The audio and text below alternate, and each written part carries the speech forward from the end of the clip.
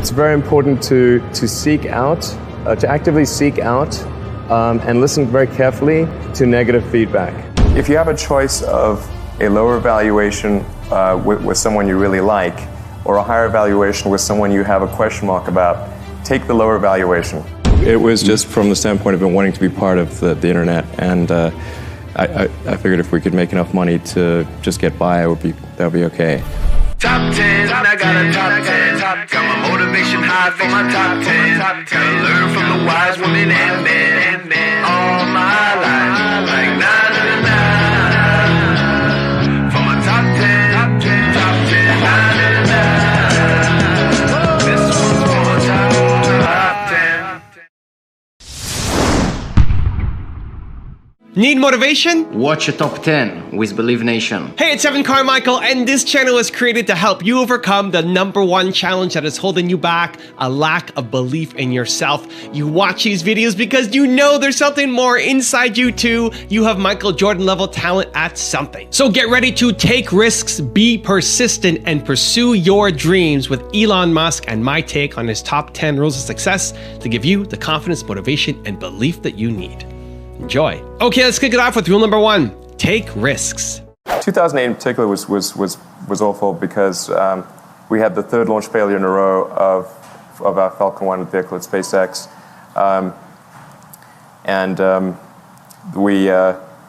The Tesla financing round that we were raising fell apart because the economy was going through tailspin. And it's pretty hard to raise money for a startup car company late 2008 when GM and Chrysler are busy going bankrupt. Mm-hmm. That was tough. And then SolarCity had a deal with Morgan Stanley, and Morgan Stanley had to renege on the deal because they themselves were running out of money. So it looked like all 3 companies were going to die. Mm-hmm. And I was also going through a divorce. So that was definitely a low point. So it's 2008, you're going through a divorce, which like some, to borrow your word, douchebag bloggers are writing about to make even worse. Right. Yes, that's true. In addition to all that stuff happening, I was getting dumped on massively in the press. Right. Yeah. It looks like all 3 companies are going to fail. I mean, why do you keep going with all 3? Like, I feel like even a lot of great entrepreneurs in that situation would have been like, I've already sunk everything I have in these companies, and I got to pick one. But you didn't. I mean, you kept doing all 3. Why? That was a very tough call. At the end of 2008, that was probably one of the toughest calls I've had to make, because I could either reserve capital for one company or the other. I mean, fortunately, SolarCity didn't need a ton of capital, so they were okay. But between SpaceX and Tesla, it's sort of like if you've got 2 kids. And what do? Do you spend all your money to maximize the probability of success of one, or do you try to keep both alive? Fortunately, it worked. Rule number 2, look for negative feedback. It's very important to seek out, to actively seek out and listen very carefully to negative feedback. And this is something that people tend to avoid because it's painful. Yeah. But I think this is a very common mistake, is to not actively seek out and listen to negative feedback. Where do you do that? Do you go into forums? Do you go into Twitter? Like, what are your areas where you go to look for feedback on, let's say, the Tesla?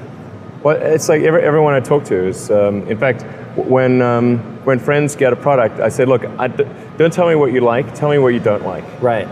And because otherwise your friend is not going to tell you what he doesn't like. Right. It's going to say, oh, I love this and that, and then leave out the this is the stuff I don't like list, mm-hmm. because he wants to be your friend. It doesn't want to offend you.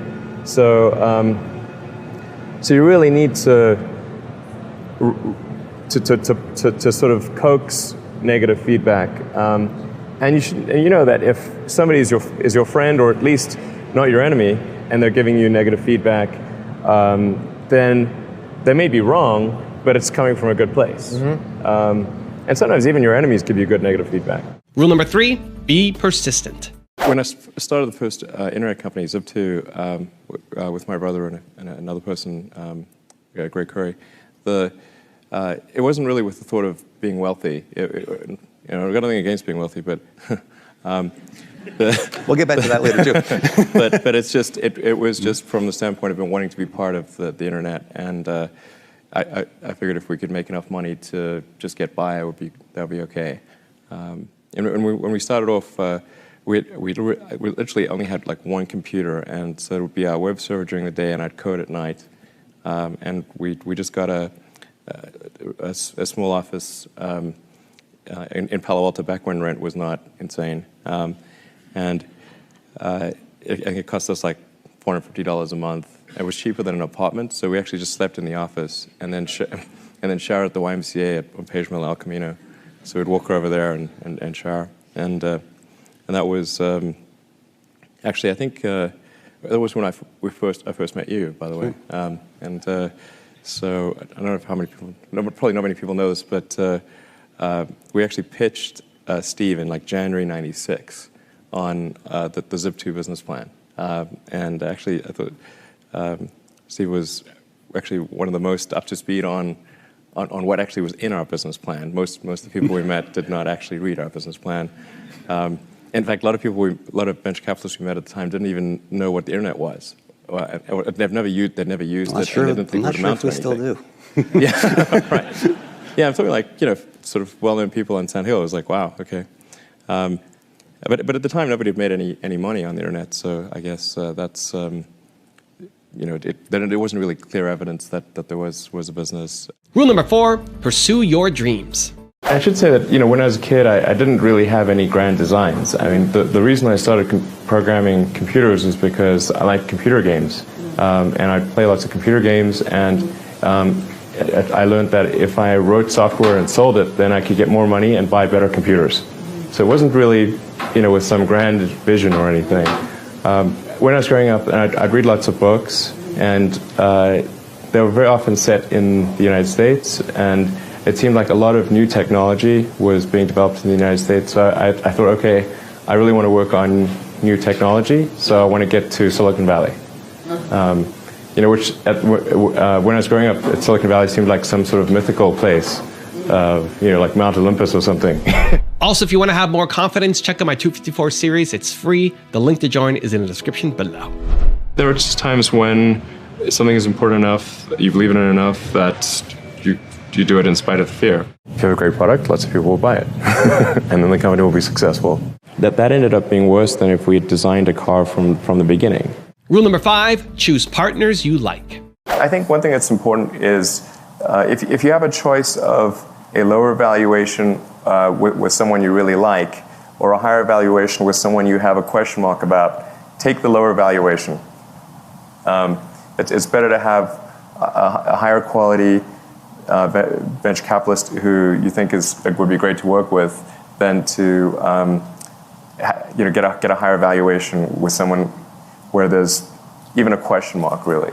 I think that's important. It's sort of like getting married, I don't know. Rule number 6: prove yourself. Is the secret to your success to be the CEO of 2 companies at the same time? No. I think it's... Because look at the correlation. Yeah. Struggling companies, everything's in the craft can in December 2008, so let's take on a new CEO gig. And same for Steve, coming back to Apple. Right? No, definitely it was not my intention to be CEO of 2 companies. There's certain things that I kind of wanted to... I thought were important to happen, and I thought it was important that an electric vehicle happened, that there was a success in the electric vehicle arena, because the incumbent companies were convinced that it was not possible to create an electric car that looked good, had a good range performance and so forth, and that even if you did make such a car, it would not sell, because people had this love of gasoline. So we had to show that it was possible to create a compelling electric car, long range, good looking, all those things. That was a Tesla Roadster.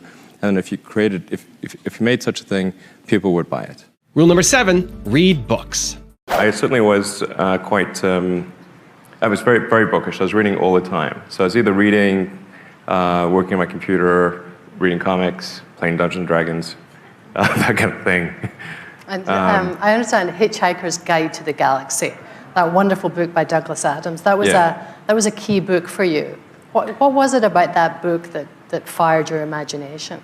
So I guess when I was in around 12 or 13, I had kind of an existential crisis, and I was reading various books on trying to figure out the meaning of life, and like what does it all mean? Because it starts seeming quite meaningless. And then we happen to have like some books by Nietzsche and Schopenhauer in the house, which you should not read at age 14. It's bad. It's really negative. But then I read Hitchhiker's Guide to the Galaxy, which was like quite positive, I think, and it sort of highlighted an important point, which is that a lot of times the question is harder than the answer, and if you can properly phrase the question, then the answer is the easy part. And so, if to the degree that we can better understand the universe, then we better know what questions to ask, and then whatever the question is that most approximates what's the meaning of life, that's the question we could ultimately get closer to understanding. And so I thought, well, to the degree that we can expand the scope and scale of consciousness and knowledge, human knowledge, then that would be a good thing. Rule number 8, care about your customers. Well, we've got a lot of work to do because we've got a lot of service centers and charge stations to construct. So mostly it's like we're trying to build our service and charge infrastructure as fast as possible. And I know this, like some of the customers who have ordered a car, they're not in the major cities, so they're a little unhappy with us because we are delaying delivery of their car. And in fact, I'm going to apologize to some of them personally and explain the reason we are delaying delivery is because we really want them to have a good experience. But if they're too far from a service center and the charging is not sorted out, then they will not have a good experience. So we're going to delay their cars just for a few months to make sure that they have a good experience. Rule number 9, don't reason by analogy. I think it's also important to reason from first principles rather than by analogy. So the normal way that we conduct our lives is we reason by analogy. We're doing this because it's like something else that was done, or it's like what other people are doing. Me Too type ideas. Yeah, slight iterations on a theme, and it's kind of mentally easier to reason by analogy rather than from first principles. But by first principles is kind of a physics way of looking at the world, and what that really means is you kind of boil things down to the most fundamental truths, and say, okay, what are we sure is true, or as sure as possible is true, and then reason up from there. That takes a lot more mental energy. Give me an example of that. Like, what's one thing that you've done that on that you feel has worked for you? Sure. So somebody could say, in fact, people do, that battery packs are really expensive, and that's just the way they'll always be, because that's the way they've been in the past. You're like, well, no, that's pretty dumb, because if you applied that reasoning to anything new, then you wouldn't be able to ever get to that new thing. Right. And rule number 10, the last one before a very special bonus clip, is have a sense of humor. Some of us noticed that the stereo goes to 11 on the Tesla. This is a Spinal Tap reference for those who know that this one goes to 11 and you need just one more. It's louder than loud. That's right. Exactly. That's right. But no one seems to have noticed the product lineup. So you got the Model S, you got the Model X. Oh, yeah. You've just trademarked the Model E. Yeah. No one's met anything. You got to. And the Model and the Model Y. Yeah. Now, what's behind this? I know, exactly. Well, I guess there's not a lot of humor in trademark law, because obviously we just trademarked sexy. And then we're having this discussion with Ford because the Ford's council they also didn't get it because they're sort of slightly opposing us using Model E. And then they saw that we registered Model Y, and they said, "Oh, you're planning to use Model Y instead of Model E?" Like, no, it was just a joke. Right, we don't do that. Like, what does it spell? Come on. Now I've got a special bonus clip from Elon on how to never give up that I think you're going to enjoy. But before that, it's time for the 3-point landing questions. Let's go from just watching a video to taking action. Here we go. Question number 1. How can you care more about your customers today? Number 2, where do you need to be more persistent? And number 3, what's the risk you've been putting off that you need to act on this week? And if you made it this far in a video and you commit that you're gonna take action, we don't just watch videos here, we do something, give me a hashtag believe down in the comments below because I want to celebrate you. When you had that third failure in a row, did you think, I need to pack this in? Never. Why not? I don't ever give up. I mean, I'd have to be dead or completely incapacitated.